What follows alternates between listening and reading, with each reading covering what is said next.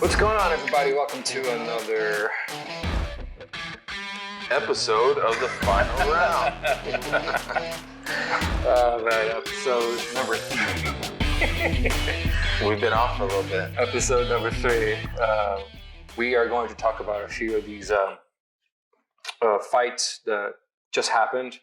We didn't do one of these for Holm, and we didn't do. I was on vacation. Right? I was on vacation. We didn't do it for Holm. No, we didn't. We didn't do it for the upcoming Holm or the results of Izzy. The results of Izzy, and then the fight that's going on tonight, because we're recording this on a Saturday. More ice. I've been working my butt off, so I needed some time away. Time away. It's with the family, canoeing in Whitewater Rapids, Denver. In Beeville, Texas. Anyways, B County College.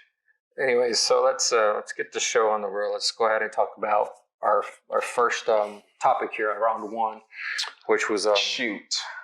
Let me have it. Which is UFC 253. Izzy's victory against Paulo Costa. Oh my God. Who said that? You. I'm gonna edit that in.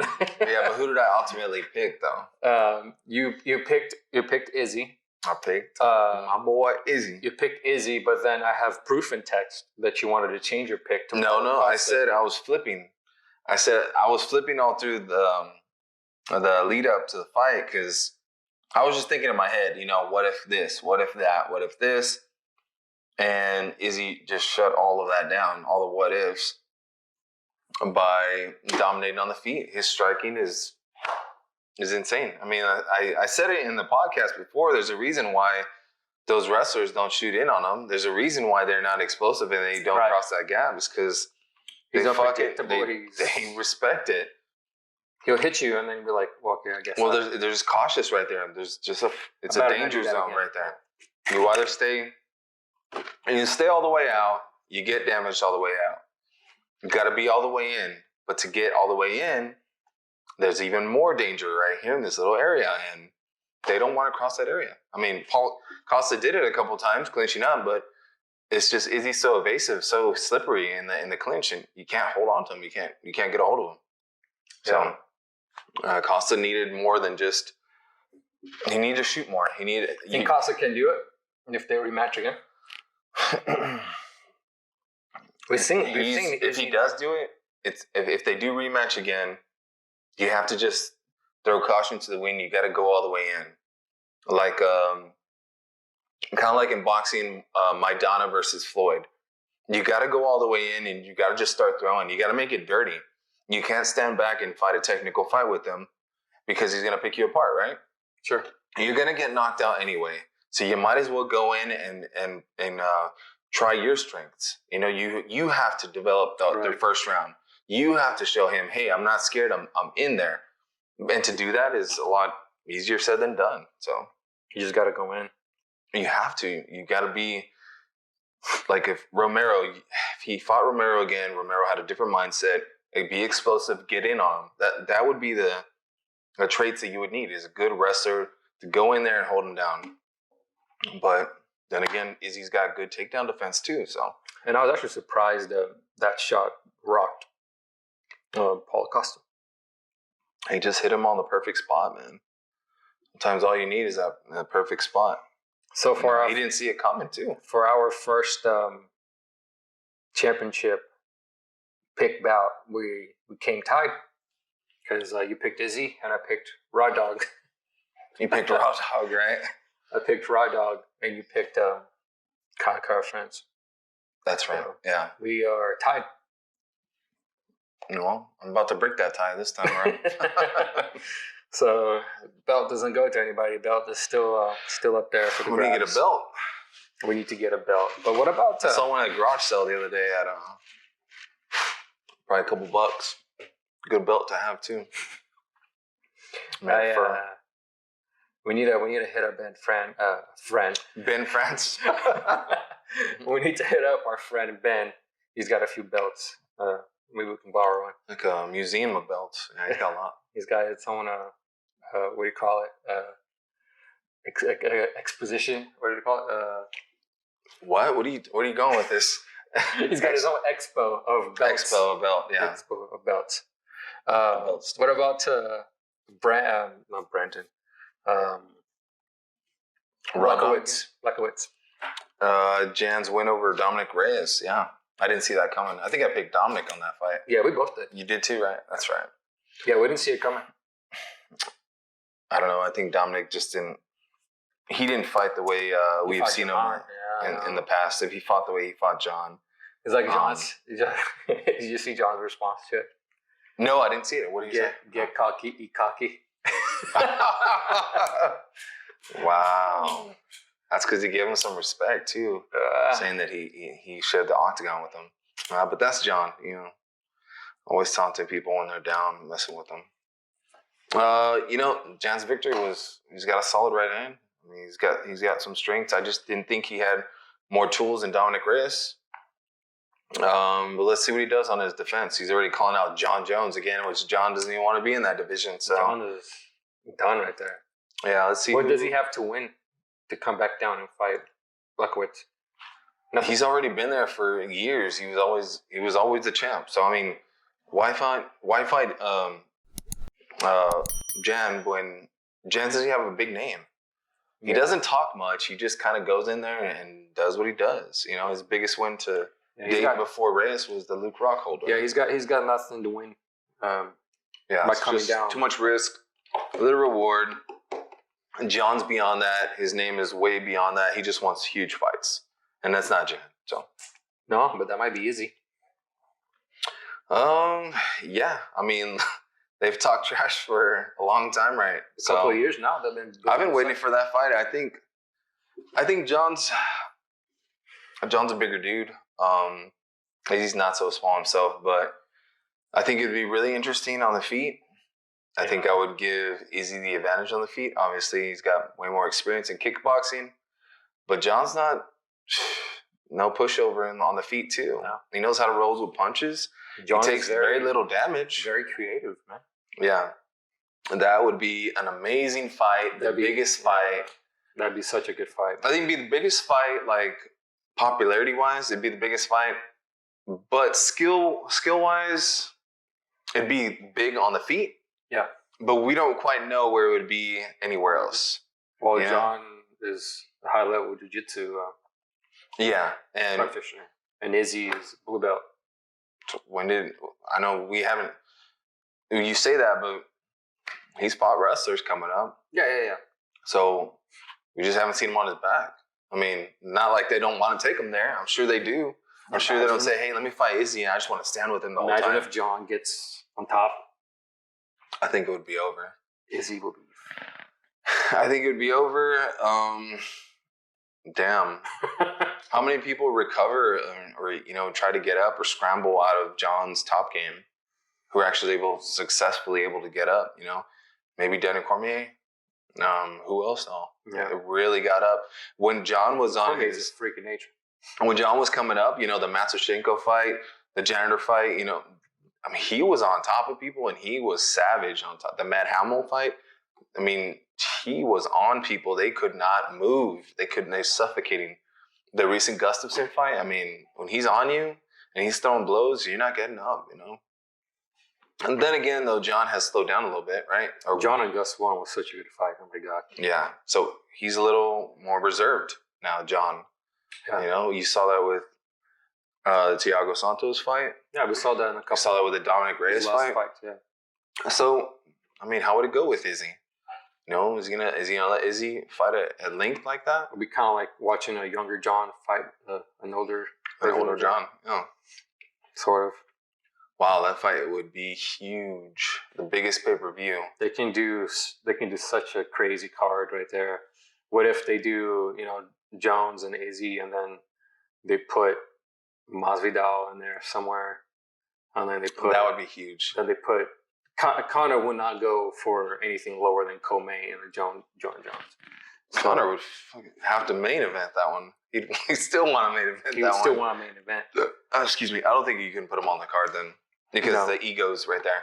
But they could put Masvidal right there as a co-main event. So do you do Izzy Jon right now, or do you let Izzy defend against Jared Cannonier if Jared Cannonier gets by Robert Whittaker? Do you let Jon pursue something else? Let Jon have his fight at heavyweight, and then maybe do it sometime next year. Okay, so then again, you run into some problems. I think if you let Jon go heavyweight, I think he's got to come down again to fight Izzy. That is a part of it, is the weight. And Jon's getting older, right? So getting back down after he puts on maybe a little muscle. I don't know what his mindset is to go up, but I'm sure he wants to do that. He's already a big guy, big frame. He walks around, 230 maybe? Yeah. So let's say he goes and fights heavyweight. Isn't he like one of the smallest too of his family? Like his brothers are bigger than him? Yeah, they're huge, right? So imagine if they trained MMA, right? Oh my God. But what if Jon loses in heavyweight? How good would that fight with Izzy be then? How people would want to salivate over that fight now? Because Jon already has a loss now in heavyweight. Well, Izzy was supposed to be the guy who did it, right? So let's get it going now, because Izzy's only lost in kickboxing. He's undefeated in MMA. Jon's undefeated in MMA, technically, without that stupid disqualification. Right. Let them fight now. Now we really have the two best, right, that we want to see. Yep. If you let them go their separate ways, let's say Izzy loses to Cannonier. And there might be too much, Yeah, let it freaking happen now. Let's do it now. Let's put everything on hold. Jared, do your Whittaker thing. Jon, let the heavyweight division, let Francis fight Stipe again. Part 2, and let's come together and fight. That's a money fight. That's huge. Because we're looking at, well, we'll get to it later. So let's go ahead and move on to round 2, because now let's talk about Carlos Condit, man. Come back. The comeback kid, the natural born killer. The natural born killer. He looked good. He did look good.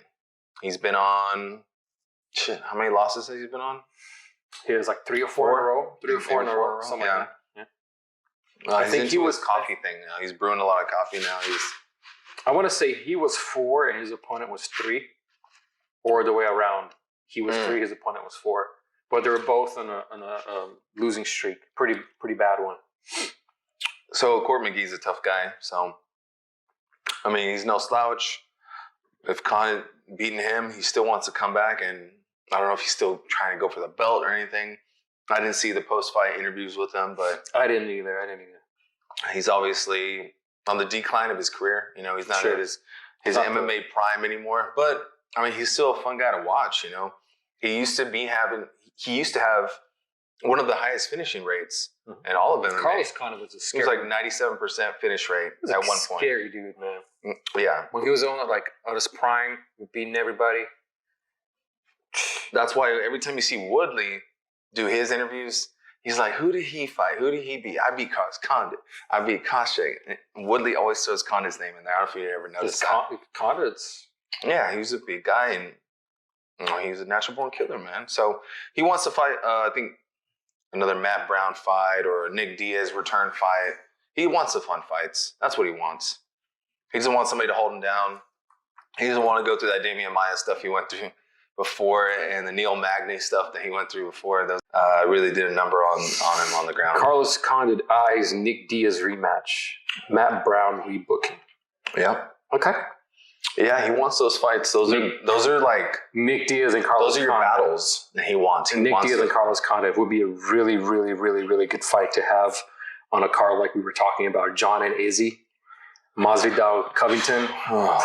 Put Condit and Nick. Yeah. Wow. That would be a good return fight for Nick. I know he wants the big names. No, they don't have to be co-main event. Maybe they're like the first opening fight. I don't know if Nick would do it. I mean, it's not like they had bad blood before. They fought before when Conor was champion. Or I think Conor was interim champion. And the whole spinning shit when he kept saying, we're spinning shit right now. We're doing spinning shit. So it was kind of like, it was a fun fight. It was an entertaining fight. So, but I don't know if Nick would agree to come back to fight Condit. I mean, I think if Nick comes back, it's in a main event spot and it's on his terms. Does Nick just wants the big fights, or does he want a battle fight, fun fight? That would be a big fight on the big card. That's enough attention. That's enough highlight. Spotlight on you. but you're dealing with the top tier celebrities. So think of it as McGregor's mindset. Is McGregor coming back for playing second fiddle? Nick Diaz, same thing. Is he coming back to play second fiddle to anybody? Sure, but he's like, no, I'm Nick Diaz. Give me the main event. I deserve it. I've been around for so long. I put people in those seats. I'm not fighting Carlos Condit. I'm fighting Usman. I'm fighting Colby. I'm fighting somebody like that. Because that's where the biggest fights are. I mean, people hardcore will pay for. I don't think Nick Diaz would get one of those guys right away. You don't think so? Mm-hmm. You don't think Nick Diaz would get a Colby? Colby's talking shit about Nick Diaz. He would definitely get that.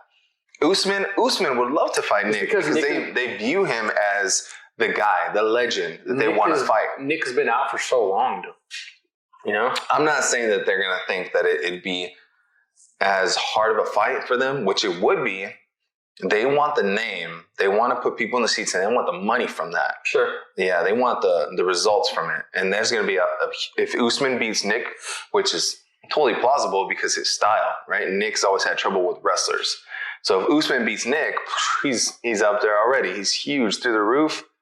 That's almost as good as beating like a GSP. You know, that's below GSP. I would put, I guess, Nick and Colby maybe. Dude, the amount of... I wouldn't throw him to Usman just like that, but I could see. I'm just saying, if the stars align, Masvidal maybe. That'd be cool. Shit, what if somebody gets hurt and Usman, okay, the Usman-Gilbert fight, then again, they try to make it again. Burns gets hurt or gets COVID again, right? Because he's already susceptible to COVID. He gets COVID again, and they're like, fuck, who do we turn to? Everybody's booked. Enter Nick Diaz. Shit, I'd want to see that fight. I mean, crazy. What if he won the belt? Holy crap. Oh my God. Was he almost 30-something? That would turn that division upside down. Holy crap. And then you have a Colby Nick. Oh, my God. There go the oh my gods again. Oh my God. Oh my God. That's going to be a reoccurring thing on this podcast. Every time something crazy, I'm going to put oh my God. Oh my God, the eraser. And what about Holly Holm? What did you think of that? Holly Holm. She's 40 yet? 38, 39? I don't know where she's at. Let me see. Oh my gosh. Oh my God, Holly Holm. That's gonna be shirt. Oh my God. What am I supposed to say? It was supposed to be Aldana's coming out party, right? Yeah. You know, Holly was supposed to be the girl to get her up there to a belt, right? Okay, but now Holly has 2 wins in a row. She lost to Amanda Nunes. Yeah, so she put a stop to that. You know, she was the party crasher. She said, you know, I'm not anybody's stepping stone. So that's what they were trying to do. I mean, obviously, UFC's a business. Hey, put her against Holly. She's going to win that fight. She's probably going to win that fight. And then she's going to go up. 38. Yeah. She's a new contender. She's rising. It's a new name, new face. And Holly said, I'm not done yet. Yeah, I may be old, but I'm not done yet. Okay, so now she's got 2 wins in a row. So now you're looking at her. Right. So now you're looking at a rematch against the winner of Amanda and Megan. Yeah, that'd be fun. Again, I mean, yeah. Again. I mean, it's not like she's getting dominated all the time. No. She's always in it. I mean, she's decision. Yeah. Or the Jermaine Durand rematch. I mean, that'd be a good fight too. Might as well get another contender up there after Megan and Nunes. What do you do if you're Amanda? You know what I mean? You keep winning, and you go up and you fight men because it's never been done before. No, Dana wouldn't let that happen, right? Because that could turn out really bad. You just keep winning, and she's already solidified as the GOAT female, right? Yeah. So you just keep winning. You get to a point where nobody could ever reach, right? Because that's what you want to do. You want to stay out of reach of everybody, record-wise. You know, so just in case. There's going to be up-and-comer killers. Just set the bar and see if anybody can reach it. Yeah, that's what you do. You do what Anderson Silva did, right? Yeah. So, and just get out of the game. Anderson's still in here. I mean, I know he still looks You know, like he's capable of. I mean, he did go Five the rounds. whole round with Izzy, right? Yeah. So I mean, that's kind of crazy considering his age. Anderson's 40 something, right? And what he's done. Okay. What do we got up? Chimaev, Khamzat. Khamzat Chimaev. Because now What's with Khamzat? Damian Maia allegedly. When is he not in the news? Jesus Christ, he is. Every day somebody's talking about. Allegedly, Damian Maia has COVID. So Yeah, I don't think Damian would just say he's got COVID and just try to escape a fight with Khamzat. the Nightmare. That should be his nickname if it isn't. The Nightmare Khamzat. It's the Wolf, right? Wars. I think it's called the Wolf. So Khamzat. So Damian Maia's out. Who did he call out? He called out Wonder Boy. That looked like it was happening. Shoffrey. Wonder Boy said, "Hell no, not fighting him." And then he called it. He called out middleweights. Ex-champ. Chris Weidman. Weidman said, "Hell no." I don't want to know on that. So why are they saying no? They're scared. You think they're scared? I think they're scared it's 2 weeks out. Right? 2 weeks? Yeah. 2 weeks. Khamzat is ready to go. Because he didn't break a sweat against Mearshot. Which you had winning. Keep going. Yeah. He didn't break a sweat against Mearshot. So Okay. didn't take a punch. Landed one punch, and it was night. It was game over, and he celebrated. So he took maybe a day off, and he's been training ever since. So he's ready to go. Now you're calling out Wonder Boy. You're calling out Chris Weidman. That might not be as ready as he is. And then you got to make weight. What's the weight? So if he's calling out Weidman, he's willing to make 185. So Weidman gets a little big, right, on off season, right? So I've seen him pretty big in the face for sure. I wouldn't see that it would be hard for him to make the weight. I mean, I agree with you and I disagree because the weight's definitely a factor. But they don't want to fight him. It's not because they're scared. They want to fight him. They don't want to fight him because Unprepared. They believe that it's a high risk fight, and very little reward. Sure. Because where's Khamzat's ranking? I mean, where's he ranked in these divisions?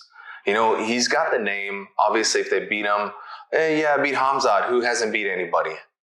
That's what it comes down to.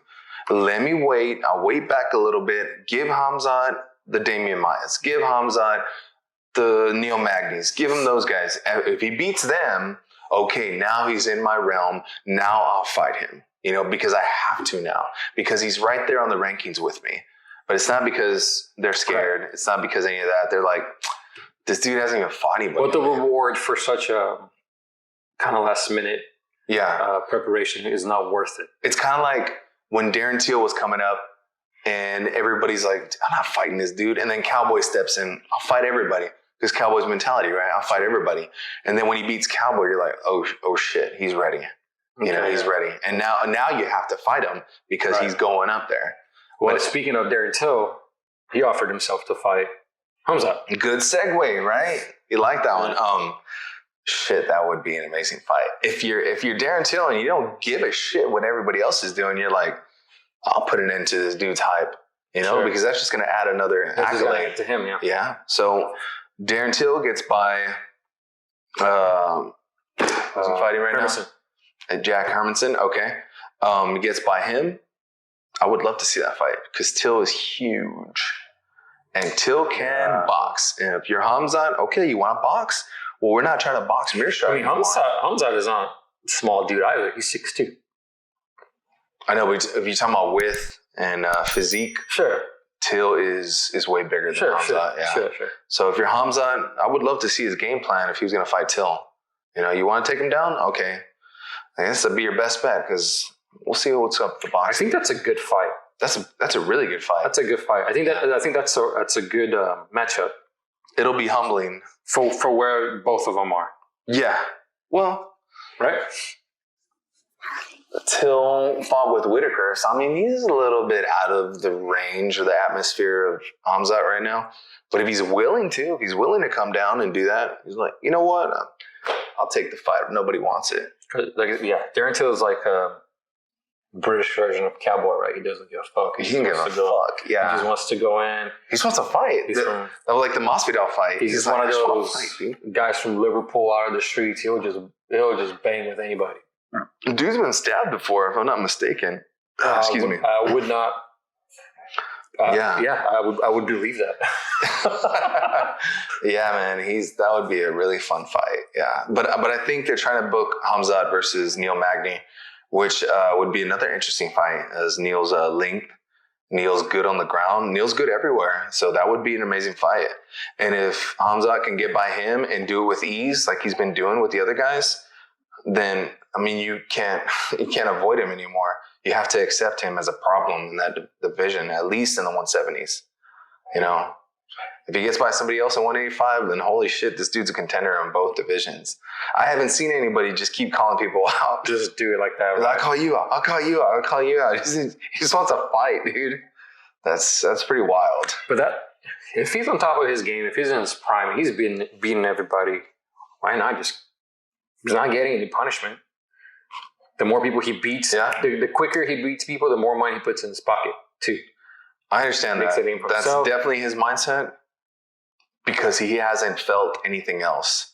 Sure. He hasn't felt adversity yet. And when you're going to feel that, when you're going to drown in there with somebody that can put you down and not let you breathe, when you're going to be in there with somebody that wants to cut you up and make you bleed, then we'll see if he goes, let me get back in there. Let me get back in there. Whenever that happens, it'll be like a brick wall. Or is he going to be like, fuck, I need some time off? It'll be like Conor hitting a brick wall that was called Khabib. Yeah. Right.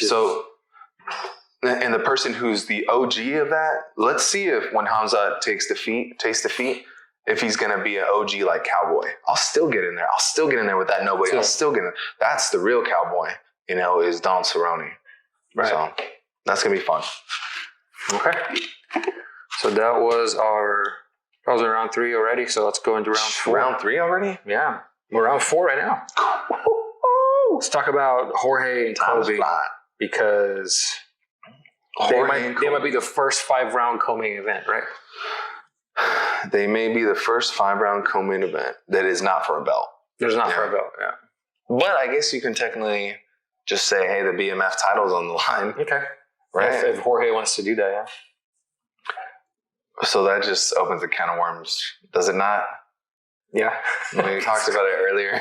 I mean, because if you give Colby the BMF belt, Colby wins. Let's say he gets a belt, then what happens? And then he's got to fight Usman, and then you fight Usman. The winner of that, the winner of the belt is going to merge the belts, right? Unify the titles. Defeat BMF title. Is it unifying the titles, or is it more like holding both titles? It's more like holding both titles. Okay. Because the BMF title is not really a real title. Well, it is. I saw it. He was holding it, and it was like physically there. Yeah. And it says BMF on it. So that's more like a for show thing. Okay, so Usman. Okay, let's say Colby wins. Shit, I don't know. Let's say Colby wins, right, against Usman. So now he's the BMF champ, and he's the welterweight champ. And so now every time he fights, game over. Is both titles on the line? Nah, I don't think so. No? I don't think Colby would put a title on the line ever. So are they just going to do away with the BMF title then? I don't think Colby would put that on the line ever. So I have a preposition, okay? So if you want to make Jorge and Colby and get it done and make it 5 rounds, then let's do it for the BMF, right? But let's dissolve it after the winner. After that, just because that's it. Or let the winner have it, but when they fight for the main title, it'll be huge, right? On the posters, BMF versus the welterweight champion. Then dissolve it after the fight's over. Yeah, just let it be done because every fight after that is going to be this champion is the BMFer too. This champion's the BMFer. Yeah, it's just it's going to add a layer that doesn't really need to be there. It doesn't need to be. Yeah, the only reason it was there is because Jorge's swag, his attitude, it's to hype it up. And Nate and Jorge. Yeah, because Nate's a BMFer and Usman's really not. No. I mean, he's a champion, but he's not a BMFer. He's a champ. He's a champ. He's not a BMFer. He's not a bad motherfucker. No, hell no. There's only a few of them in that division. Khamzat, I'd say Khamzat's a BMFer. Ooh, that'd be a good fight too. Khamzat, yeah. Khamzat and Jorge. Is Colby a BMFer? Yeah, he's a BMFer. If you got the chicks like he does, that might be all gimmicks, right? Sure. If you got the chicks like he does, the swag, the way he talks. Plus, you got the president calling him personally. If you got president calling you, that's a bad motherfucker. Yeah. If you're like Usman, you're just like, I'm just gonna, take you down. Actually, he impressed me in the Colby fight, but other than that, I mean, he's not a BMFer. Maybe not in how he expresses himself. Yeah. He doesn't express himself as a bad motherfucker. I mean, he beat Colby, that is a bad motherfucker. So maybe that does make him a BMF. Maybe I mean, we all know that he is. He is, yes. But he shouldn't have that title like that. Right. But he only talks in response to Colby or in response to somebody else talking to him like Woodley. Sure. But if you just get Usman on the mic and he's just talking freely, he's not going to be like Colby. No, he's going to be like kind of like a. He's not going to be funny and witty, and he's not going to be Conor. He's not going to have that. No, he's going to be like a good mannered champ. Yeah, for the most part. Yeah. So which is fine. Which is fine. He's a good champ. He is. So where do we put Colby and Masvidal? So no, we were talking earlier. Maybe we do 255. Not we, because we don't do anything for the UFC. No, we can now. Let's see. So UFC 255. 256. Okay, so what do we have on 255? UFC 255. 255. Because they're trying to make it co-main event, right? Colby and Masvidal, the 5-round co-main event, to a main event that is what in 255 is the Figueroa versus Pettis? Is that what it is? Yes. Because Cody got injured. Right. Okay, so you move up bicep. Pettis versus Figueroa. And do you want to sell you have Valentina Shevchenko. Okay, so that's the problem. Is you have Shevchenko for the title. Against Maya. Correct. As in co-main. So you can't put Masvidal in there and Colby. No. Not even as a third fight. They just don't belong there that far down. That fight itself is already bigger than both of these fights. That fight itself is bigger. You're right. So what do we have to the end of the year? We have UFC 256. 256. And 256 which is allegedly Amanda Nunes. Amanda Nunes versus Megan Anderson. Yes. For the title. That's what the rumor, I guess. Okay, so but Amanda just had a baby. So let's fast forward to the 5th round, which ties into this. Our final round is Conor McGregor and Dustin. Right. So this ties in as they want a main event, right? If they're going to fight, Conor and Dustin, main event, yes, right? Yeah. So where are we going to put them? Where do we put them? You have to let Amanda. Amanda wants to fight Megan Anderson, right? The only thing you can do is negotiate Amanda and Megan Anderson, since they're not official. Push them to January. Give Megan Anderson some time. She always wanted more time to prepare for Amanda Nunes anyway. Sure. So push her back if Amanda doesn't care. She's easy to deal with anyway. Give Conor his fight. Give Colby and Masvidal the main event there. So if nothing else is determined, let them have that December card. Because it's supposed to be a charity fight, right? No, that's what he offered in Ireland. Right? Right. That's what he offered Dustin. Well, if you're accepting that, Dana's like, just fight a UFC fight. I've been wanting you to fight. Conor's been wanting to fight, but I think Dana was a little reserved on the fans aren't here. We're not going to use you to your full advantage. We're not going to make that much money off you, definitely in the seats. So if you're willing to fight in charity, then fight for us. You're under contract anyway. But then if you want to make the money, let's build the card up. Let's build a card around Conor McGregor and Dustin Poirier II. And Masvidal already said that he was going to put in for the charity fight, right? Okay. He was going to donate, put Masvidal and Colby Covington in the same. Masvidal and Colby, that would be huge. That would be huge. The last card of 2020, which is a crazy year to begin with.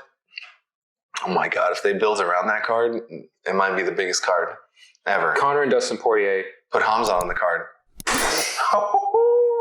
You know what? And then Khamzat wins, right? Let's say he wins. And he's calling out people. He's calling out 4 of them. Whoa, that would be fun.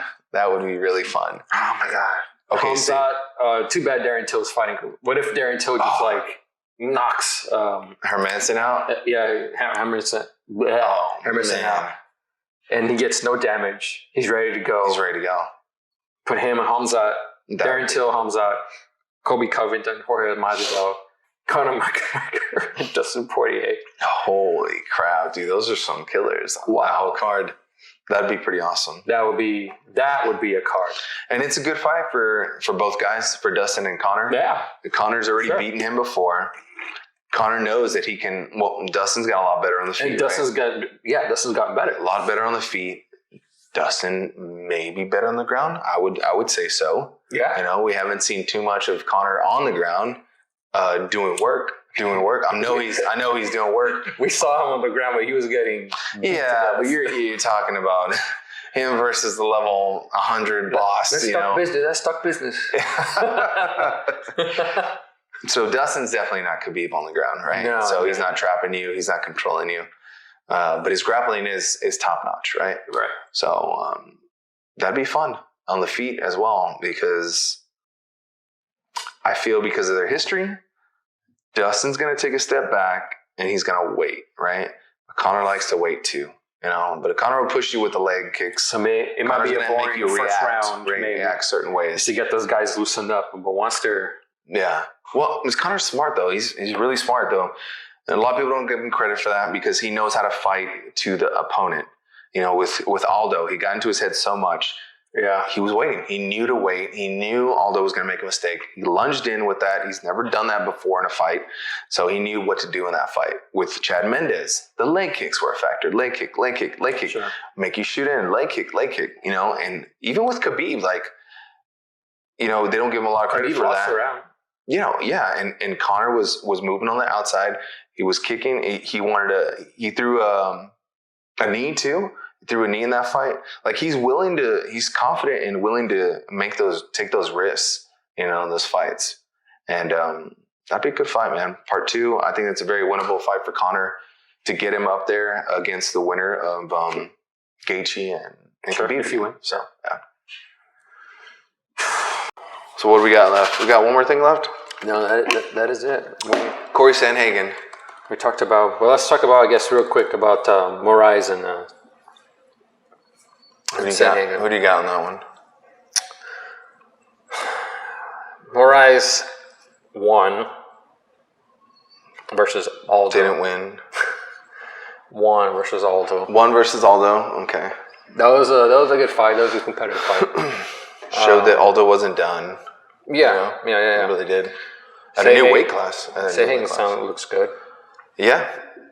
He got beat by Aljamain, right? It was a submission victory. Aljamain Sterling is fighting for the belt now. I'm going to go with Moraes just because he was very impressive against Cejudo. Even though he lost, but still impressive. I thought he did good. And then he fought Aldo. He beat Aldo, technically. I feel like he wants to keep moving up again. So yeah. I'm going to go with Moraes. Marlon Moraes. Is that the way you say it in Portuguese? Saying Portuguese, yeah. You sure? That's not even off a little bit? Nope. Marlon Moraes. Marlon Moraes. Marlon. Why you sound like you're speaking? You're saying it that way. Mahalom. No. Say it again. Mahalom.